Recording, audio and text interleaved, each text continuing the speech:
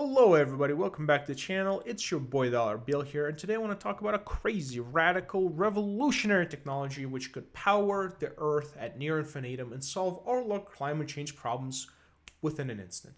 What is it? Well, it's the world of fusion.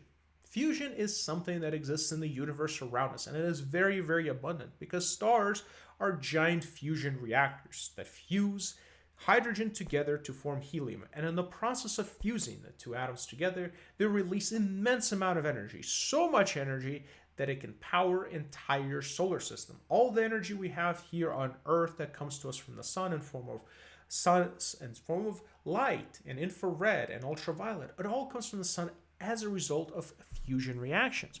Now, at a scale such as the sun and solar system size scale like that, you can create fusion relatively easily. You just smash a whole bunch of hydrogen together, coalesce it around a giant gargantuan core that is so fast and so insanely large that the sun comprises 99+% of all the mass in our entire solar system.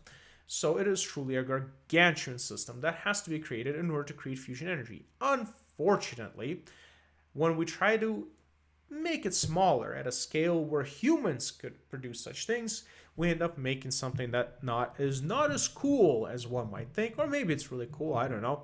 And that is in the form of nuclear weapons, which are great at doing the exact same thing. Unfortunately, they release a lot of energy in the process, and we as a civilization have not yet figured out how to contain that energy and transform it into usable actual energy sources or forms of power that we could then provide to operate our equipment and operate our computers, laptops, desktop, energy sources, farming machines, and whatever else that we can come up with that needs and requires energy. Again, remember, energy is a very important component of our modern civilization, and it's also the reason why we have so many CO2 emissions. Fix that with fusion, you fix the world.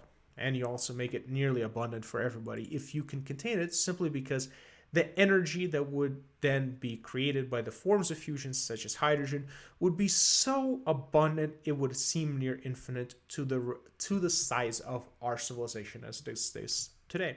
So let's talk about what is this thing that MIT physicists discovered. MIT physicists just majorly advanced the quest towards actual fusion power. Nuclear fusion offers the tantalizing prospect of sustainable energy source that can never be exhausted, and scientists at the Massachusetts Institute of Technology have announced that what they describe as a watershed moment in making the technology viable. Again, a lot of knockoffs and a lot of people have claimed to do this over the years, but never quite measured up. Again, the closest we get to this is with nuclear reactions, okay? And there are many consequences to those reactions. Fusion happens when two or more atomic nuclei merge together to create larger elements, releasing massive amounts of energy along the way. It's what powers stars like our sun. Getting it to work on Earth, however, as I said, in a system doesn't use up more energy than it produces, and so far has not been possible. Superconducting magnets have previously been identified as one way of generating ultra high temperatures required for nuclear fusion. Again, you need a lot of heat in order to make this thing possible.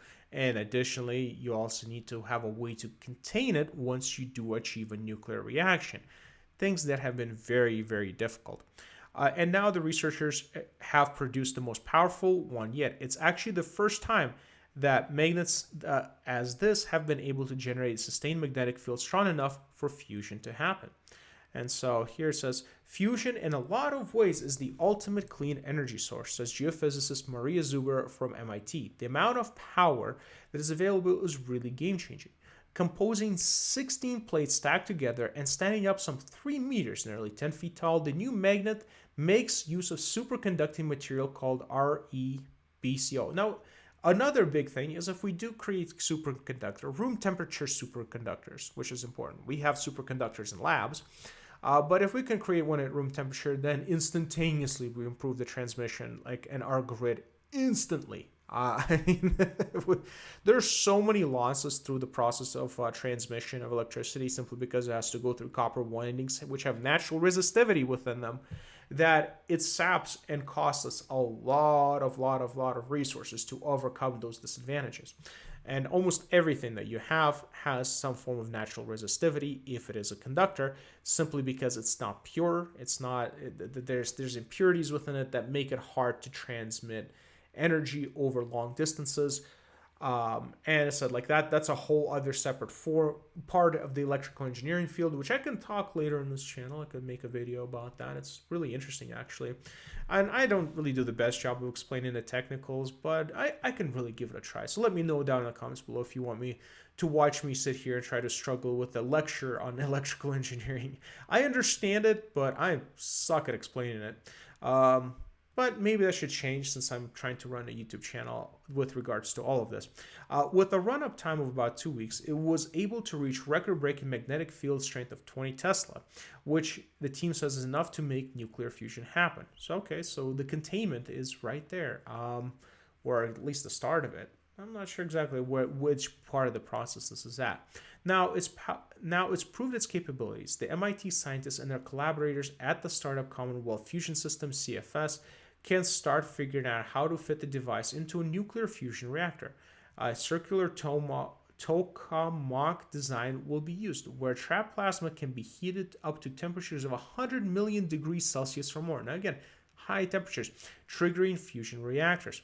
With a compact modular magnet they've developed, the research team says it's possible to get similar performance in reactors that are 40 times smaller in volume. Okay, so that's the big one, is that, sizing down this technology to create super high temperatures to create a sustainable fusion reaction.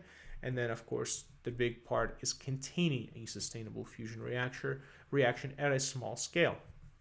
The scaling of the technology is crucial for making fusion power generation practical and cost-effective so that it can be integrated into the electricity grid. Again, we have to create the reaction and then convert it to other forms of energy and then transmit it through the use of electromagnetism. The fuel used to power the reactor would be hydrogen isotopes in water, as we have nearly unlimited supply of water at our disposal. These reactors could run indefinitely. What's more, they produce very little in the way of waste. And that's kind of what's crazy, is the amount of energy that is contained within within the atoms. Almost anything we see is a lot. If you can break those atoms apart, or you can fuse those atoms together, you could create huge energy reactions. Now, of course, you have to put energy into the system. And if you can start a chain reaction, which is what fusion reactions are trying to do, if you could start a chain reaction that can sustain and then you can contain that reaction, then you could produce that energy, okay?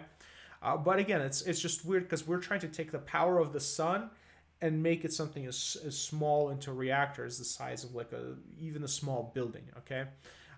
It takes a lot of energy and takes a lot of efforts, and on top of it, you have to develop a lot of technologies. But if you could solve this one issue, you would be able to indefinitely solve our energy problems. If in anything, you can also start creating insane kind of abilities to produce all kinds of things at an insane scale, like planetary level scale of production.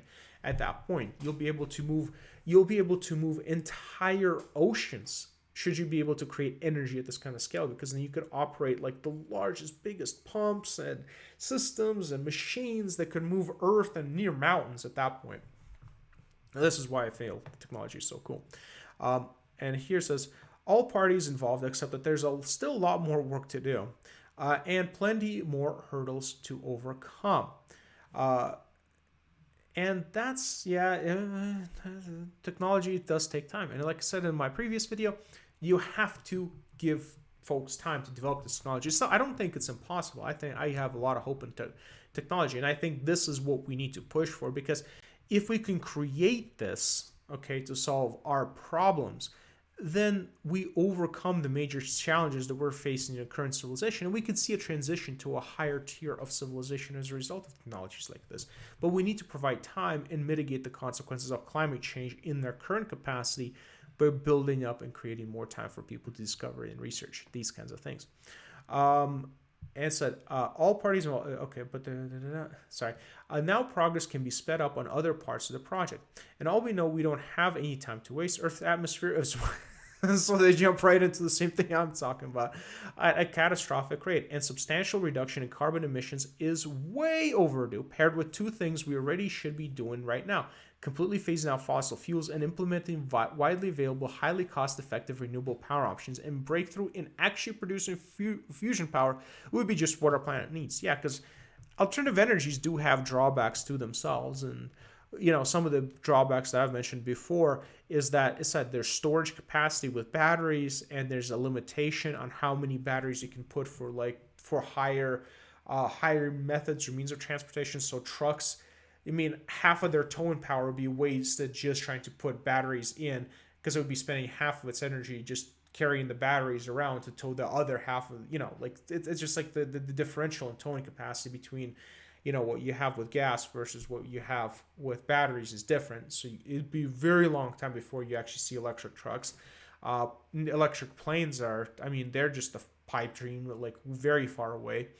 Container ships, probably the exact same thing. I said, like, it's really just like there's an economies of scale to this, to where you can go. So yeah, like batteries are there, turbines and solar panels. I said you have degradation issues with wind turbines, and you have about 50 years in the wind farm. And then if you have to take out the infrastructure inside of a wind farm, it is a very costly, messy process, and it leaves a lot to be desired, because even if you do, there's still a lot of retrofits to be done, and almost all the time, like, you would have to just almost nearly install new infrastructure to make wind farms viable. It's kind of hard to reuse existing old aging infrastructure, which is why they rebuild power lines and other things, because those things do tend to age, and other problems are created, such as hysteresis, which creates substantial losses on older wind farms and solar farms as well. But solar farms are much more contained than wind farms, so they are actually like far better. And I actually like solar as my preferred go-to energy source if we had to choose alternative energies. Of course, my favorite is nuclear, but nobody wants to talk about that unless you're talking about fusion, which I just spent the last 11 minutes talking to you about. And that's because nuclear is really, just like I said, it's where the future is at. And in one way or another, will we require understand fusion or create better and more efficient nuclear reactors with present technologies? It's one of two ways in which we'll go.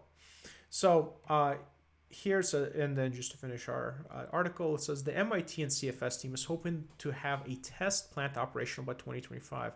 Well, it's kind of close. And it's like, even if you have a test plant, commercial viability would still be 10 to 15 years out, which kind of cuts towards that 2050 deadline that we've discussed in one of our previous discussions of what we need to cut out by 2050 in order to achieve the 1.5 degrees Celsius in temperature rise.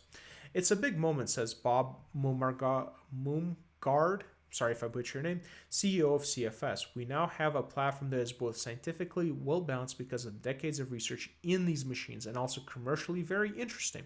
What it does allow us to build devices faster, smaller, and at less cost. Again, it said there's a theoretical breakthrough, you could say, it's a theoretical economic singularity. Maybe that's a term I can use, where you build something so cheap, you build something so effective that it becomes almost impossible not to use it, and becomes commercially viable and profitable. And this one is very interesting, because it's, when you talk about nuclear fusion, it's a kind of singularity that's so earth changing that it's almost unprofitable. It's just kind of weird. It's like where technology becomes so sufficiently advanced within our market capitalistic structure that you almost have to ponder, like, at that point, would it just break our entire economic system? Because if you can create a fusion reactor at such a small in such a small area, then you just pretty much achieved like the greatest leap in energy production, conversion, and creation in human history. And again, like I said, on a scale that can move planets. Okay, and that would just like truly that would make the scope of existing economics so infinitely large. It's like asteroid mining. It would just like break our fundamental systems so much that I think like Like, it would be so interesting, and it's like such an interesting thought experiment what actually would happen with the economics of it, because it's like you just generate something so ridiculously cheap and so ridiculously powerful that that it just transcends the civilization type that we're living under, and the economic systems that we have would eventually just all like mean nothing at that point. But anyway, so there's my thought. If you made it this far, I really appreciate y'all for staying by around. Let me know what you think in the comments below. Do you think we'll see fusion power within our lifetimes? I certainly hope so. It's to solve a lot of problems for us. Again, if you made it this far, I really appreciate y'all. And I'll talk and see y'all later.